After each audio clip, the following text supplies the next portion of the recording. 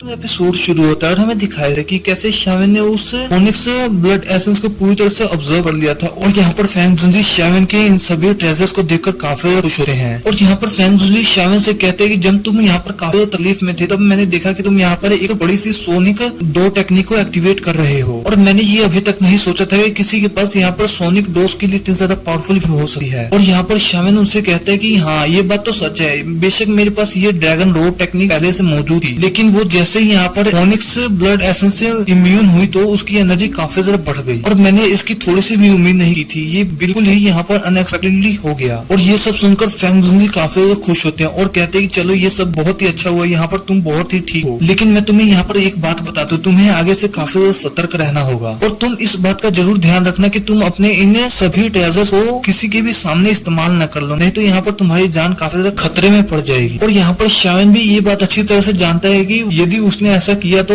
Onyx tribe पूरी तरह से हाथ धोकर शावन के पीछे पड़ जाएगा। और यहाँ पर शावन ये बात कर ही रहा होता है तभी अचानक से उसे अपने बोन विंग्स में काफी ज्यादा एनर्जी महसूस हुई है। और यहाँ पर शावन उस एनर्जी को इस्तेमाल करता है तो सच में ये एनर्जी काफी ज्यादा पावरफुल थी। ये एनर्जी अपने सामने आने वाले चट्टानों को भी काफी आसानी से चीर दे रही थी। और यहाँ पर ये सब सोचकर शावन को काफी ज्यादा खुशी होती है। और यहाँ पर शावन कहता है कि इसका मतलब अब मेरे बोन विंग्स की रफ्तार पहले से भी काफी ज्यादा तेज हो चुकी है। और यहाँ पर इतना कहते हुए शावन उन बोन विंग्स को तुरंत ही अपने अंदर रख लेता है। और जैसे ही शावन इन बोन विंग्स को अपने अंदर रखा है वहाँ पर लिंगटेन और किंग लुआन वहाँ पर तुरंत ही आ जाते हैं। और यहाँ पर किंग लुआन शावन को जिंदा देखकर सोचे कि सच में मैंने कभी नहीं ये एक्सपेक्ट किया था तुम यहाँ पर उतनी ज्यादा एनर्जी को ऑब्जर्व कर पाओगे। और यहाँ पर लिंगटेन भी शावन को देखकर काफी ज्यादा खुश होता है और कहता है कि सच में लड़के तुमने मुझे यहाँ पर डरा दिया था। इतना क्या लिंगटन यहाँ पर शावन को पंच करने की कोशिश करता है, लेकिन यहाँ पर शावन की बॉडी काफी ज्यादा स्ट्रॉन्ग हो चुकी होती है, जिसकी वजह से लिंगटन के हाथ में काफी ज्यादा जोर से चोट लगती है। और यहाँ पर लिंगटन शावन से पूछता है आखिरकार तुम किस तरह की टेक्निक का यूज करते हो, तुम्हारी बॉडी सच में काफी ज्यादा एक्सट्रीमली लेवल पर हार्ड हो चुकी है। और यहाँ पर लिंगटन के मुंह से ये सारी बातें सुनकर फैंग जुनजी काफी ज्यादा हंसते हैं और कहते हैं कि शावन मुझे यहाँ पर तुमसे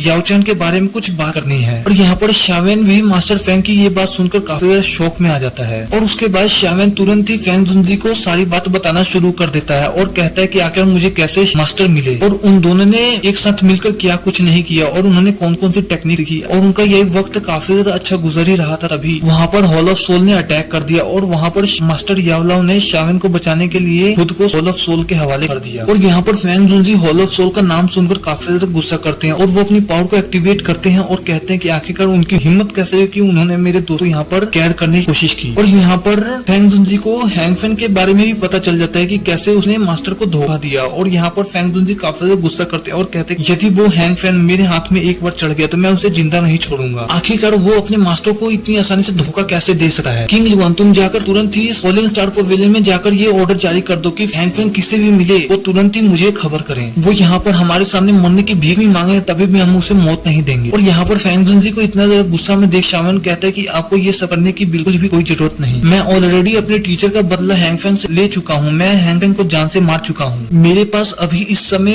हैंगफेन की सोल का सिर्फ और सिर्फ एक छोटा सा टुकड़ा ही बचा है। इतना कहते ही शावन तुरंत ही अपने स्टोरेज रिंग से एक छोटी सी शीशी निकाल लेता है जिसके अंदर उस शावन ने हैंगफेन के छोटे से सोल के टुकड़े को कैद करके रखा है। और यहाँ पर शावन उसको बाहर निकालते ही तुरंत ही हैंगफेन को बाहर रिलीज कर देता है। और यहाँ पर हैंगफेन शावन से पूछता है शावन आखिरकार तुम मेरे साथ यहाँ पर क्या कर रहे हो, मैंने तुमसे कई दफा कहा कि तुम मुझे यहाँ से जाने दो, ये तुम्हारे लिए बिल्कुल ही अच्छा नहीं है। और तभी वहाँ पर पास में मौजूद फैंग जुनजी हैंगफेन को देखकर एक बार काफी ज्यादा गुस्से में आ जाते हैं। और यहाँ पर हैंगफेन फैंग जुनजी का ये गुस्सा देखकर समझ जाता है कि अब उसकी खैर नहीं, और वो समझ जाता है कि अब उसके साथ क्या होने वाला है, इसलिए वो तुरंत ही अपनी जान बचाकर वहाँ से भागने लगा है। लेकिन वहीं पीछे की तरफ से फैंग जुनजी हैंगफेन के ऊपर काफी ज्यादा पावरफुल अटैक करते हैं और ये अटैक इतना ज्यादा पावरफुल होता है कि वहाँ दो पहाड़ों को बीच में से चीर देता है, जिसे देखकर तो हैंगफेन की पतलून ढीली हो जाती है। और यहाँ पर फैंग जुनजी ने हैंगफेन को जानकर हिट नहीं किया, नहीं तो वो यहाँ पर एक ही बार में मारा जाता। और फैंग जुनजी तुरंत ही अपनी पावर का यूज करते हुए हैंगफेन को गर्दन से पकड़ लेते हैं और वो हैंगफेन से कहते हैं घटिया इंसान, आखिरकार तुम कैसे इंसान हो, तुमने अपने मास्टर को धोखा क्यों दिया, वो तुमसे इतना ज्यादा प्यार करते थे, मुझे यहाँ पर मेरे सवालों का जवाब चाहिए, नहीं तो मैं यहाँ पर तुम्हें जान से मार डालूंगा। और यहाँ पर फैंग जुनजी हैंगफेन को मारने के लिए अपनी पावर को एक्टिवेट कर लेते हैं। और यहाँ पर शावन तुरंत ही बीच में पड़ते हुए कहते हैं कि मैं यहाँ पर ऑलरेडी से जान से मार चुका हूँ और आपको इसे जान से मारने की जरूरत नहीं, मुझे इसकी जरूरत है ताकि मैं यहाँ पर मास्टर के बारे में इससे और भी ज्यादा इन्फॉर्मेशन निकलवा सकूं, क्योंकि इस समय यही एकलौता एक शख्स है जो कि इस समय जानता है कि मास्टर को कहाँ पर बंदी बनाकर रखा हुआ है। और शावन के मुंह से ये बात सुनते ही हैंगफेन तुरंत ही कहता है कि हाँ मैं जानता हूँ कि आखिरकार मास्टर को कहाँ पर रखा हुआ है बंदी बनाकर। और हैंगफेंग के मुंह से बात सुनकर फैंग जुनजी काफी ज्यादा गुस्सा करते हैं और कहते हैं कि तुम बताओ फिर आखिरकार इस समय मेरा दोस्त कहाँ पर है और मुझे यहाँ पर सब कुछ सच सच ही सुनना है। और वो यहाँ पर बताते हुए कहते हैं कि असल में मास्टर जोंगजाओ सिटी में मौजूद वेस्टर्न पार्ट के अंदर मिंग सिटी के अंदर छोटी सी एक सोल ब्रांच है, वहाँ पर वो है। हैंगफेंग के मुंह से बात सुनकर फैंग जुनजी काफी हैरान होते हैं और कहते हैं कि मिंग सिटी में हॉल ऑफ सोल की एक छोटी सी ब्रांच, मुझे इसके बारे में बिल्कुल ही नहीं पता था। और यहाँ पर फैंग जुनजी उससे पूछते हैं कि आखिर इस समय वहाँ पर कितने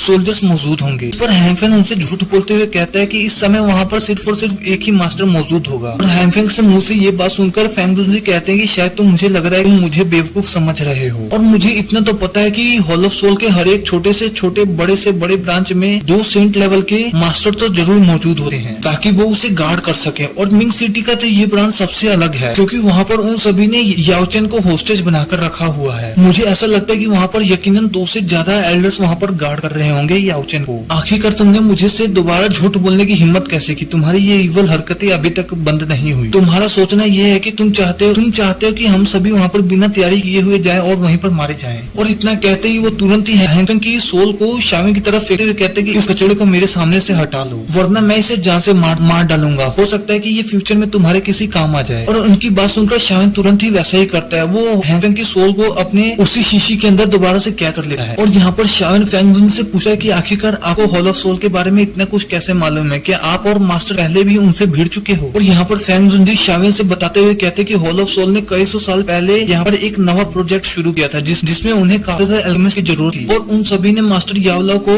अपने साथ मिलाने की काफी ज्यादा कोशिश की और उनकी सारी कोशिश भी नाकाम रही। तब से वो मास्टर यावलाओ के पीछे पड़ गए हैं ताकि वो उन्हें मारकर उन्हें अपने साथ मिला सके। और यहाँ पर शाविन फैंग जुनजी के मुंह से ये बात सुनकर सोचता है कि हॉल ऑफ सोल ने काफी ज्यादा टाइम पहले ही मास्टर यावलाओ को परेशान करना शुरू कर दिया था और मुझे ये बात आज पता चल रही है। और यहाँ पर हॉल ऑफ सोल के बारे में ये सब बातें सुनकर शाविन को काफी ज्यादा गुस्सा आता है और शाविन के मुंह से मास्टर यावलाओ का नाम सुनकर किंग लुआन काफी हैरान होती है और कहते हैं कहीं ये वो ही तो नहीं जिनके बारे में फैंग जुनजी हमेशा बात करते रहते हैं कि वो कभी भी स्टार फॉलिंग पवेलियन नहीं आए। जिस पर फैंग जुनजी उसे जवाब देते हुए कहते हैं कि हाँ बेशक तुम बिल्कुल सही कह रही हो, ये वही मेरा दोस्त याओचेन है। याओचेन और मैंने दोनों ने मिलकर इस फॉलिंग स्टार पवेलियन को बनाया था और वो इस फॉलिंग स्टार पवेलियन को दोबारा देखने तक नहीं आया और मैं अभी तक उसका इंतजार कर रहा हूँ कि यावलाओ यहाँ पर जरूर न एक दिन यहाँ पर फॉलिंग स्टार पवेलियन को देखने आएगा और मैं अभी तक उसका यहाँ पर इंतजार कर रहा हूँ। इसलिए मैंने अभी तक फॉलिंग स्टार पवेलियन की चीफ पोजीशन अभी तक किसी को नहीं, वो सिर्फ और सिर्फ मास्टर यावलाओ को ही बिलोंग करती है और वो किसी की नहीं हो सकती। और यहाँ पर फैंग जुनजी शाविन से कहते हैं कि मुझे लगा है कि हमें मास्टर यावलाओ को जल्द से जल्द बचाना होगा और उन्हें बचाने के लिए हम थोड़ी सी भी देर नहीं कर सकते। हमें इसके बारे में जल्द से जल्द कोई ना कोई एक्शन लेना ही होगा और हम इसके बारे में और किसी को भी नहीं बता सकते, नहीं तो हॉल ऑफ सोल याओचेन को जल्द से जल्द कोई और बड़ी ब्रांच में ट्रांसफर कर देगा। और यहाँ पर हॉल ऑफ सोल ने यदि एक बार मास्टर यावलाओ की पोजीशन को चेंज कर दिया तो हमें उसे ढूंढने के लिए और भी ज्यादा मेहनत करनी पड़ेगी और उसे ढूंढना काफी ज्यादा मुश्किल हो जाएगा हमारे लिए। और फैंग जुनजी से ये बात सुनकर शाविन काफी ज्यादा हैरान होता है और कहता है कि यदि हम लोगों ने और भी ज्यादा देर की तो मास्टर यावलाओ की तबीयत और भी ज्यादा खराब हो सकती है। जिस पर फैंग जुनजी शाविन से कहते हैं कि तुम्हें फिक्र करने की कोई जरूरत नहीं है, मेरे पास बहुत सारे ऐसे सिपाही हैं जो कि हॉल ऑफ सोल की उस ब्रांच के अंदर जा सकते हैं और हमें उसकी स्ट्रेंथ के बारे में पता चल सकता है आखिरकार वहाँ पर उनकी कितनी ज्यादा स्ट्रेंथ है। और जहाँ तक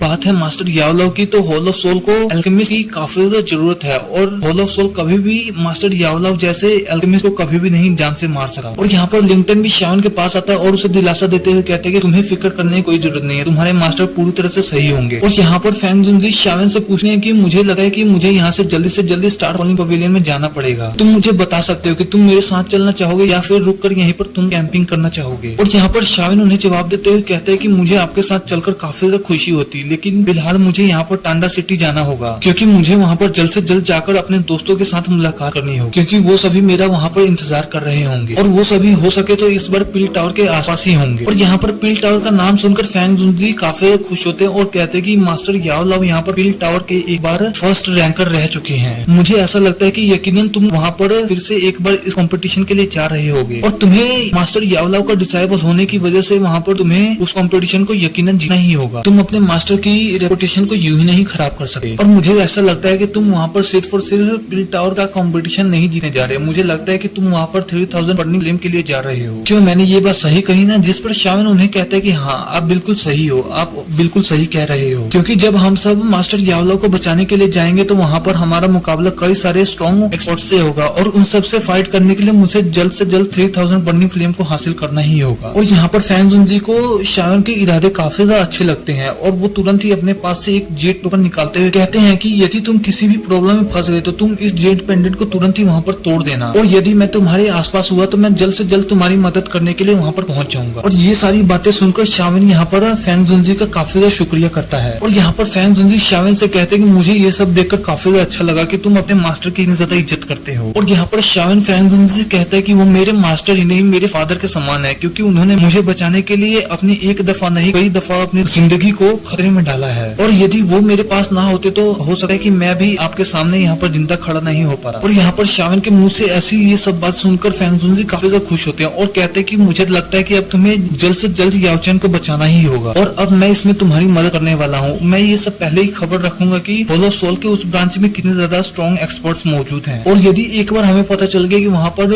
हॉल ऑफ सोल के कितने ज्यादा स्ट्रॉन्ग एक्सपर्ट्स मौजूद हैं तो हम हॉल ऑफ सोल के खिलाफ एक अच्छी सी प्लानिंग करके वहाँ पर जा सकते हैं। और मुझे एक बार ये सब खबर मिल गई तो मैं तुरंत ही तुम्हें खबर पहुंचा दूंगा कि चलो हम सभी यहाँ से मास्टर यावला को रेस्क्यू करने के लिए जा सकते हैं। और अब मुझे ऐसा लगता है कि तुम्हें यहाँ पर टांडा सिटी जाने के लिए लेट हो रहा होगा, और यदि तुम्हें यहाँ पर रास्ते में किसी भी तरह की दिक्कत होती है तो तुम उस जेट पेंडेंट को तोड़ सकते हो। फॉलिंग स्टार पवेलियन वहाँ पर तुम्हारी मदद करने के लिए जरूर पहुंच जाएगा। यहाँ पर शावन फैंग जुनजी काफी ज्यादा शुक्रिया करता है और वो लिंगटन को लेकर तुरंत ही टांडा सिटी की ओर चला जाता है। और यहाँ पर फैंग जुनजी शावन को जाता हुआ देखकर काफी ज्यादा खुश होते हैं और कहते हैं कि याओ चेन तुमने इस बार अपना डिसेबल चुनने में काफी ज्यादा अच्छा फैसला लिया है। सच में तुम्हारी आई साइड काफी ज्यादा कमाल की है। ये लड़का तुमसे काफी ज्यादा प्यार करता है और तुम्हारी रिस्पेक्ट करता है। चाहे कुछ भी हो जाए हम दोनों तुम्हें जरूर बचा लेंगे। और यहाँ पर ये सब बातें कहने के बाद फैंग जुनजी तुरंत ही अपने डिसेबल किंग लुआन को लेकर वहाँ से अपने फॉलिंग स्टार पवेलियन की तरफ चले जाते हैं। और यहाँ पर हमें नेक्स्ट डे का सीन दिखाया है जहाँ पर शावन एंड लिंगटन को दिखाया जा रहा है। और यहाँ पर रास्ते में शावन पॉइजन गर्ल और जियन के बारे में सोच रहा होता है कि कैसे वो अपने दोस्तों से उस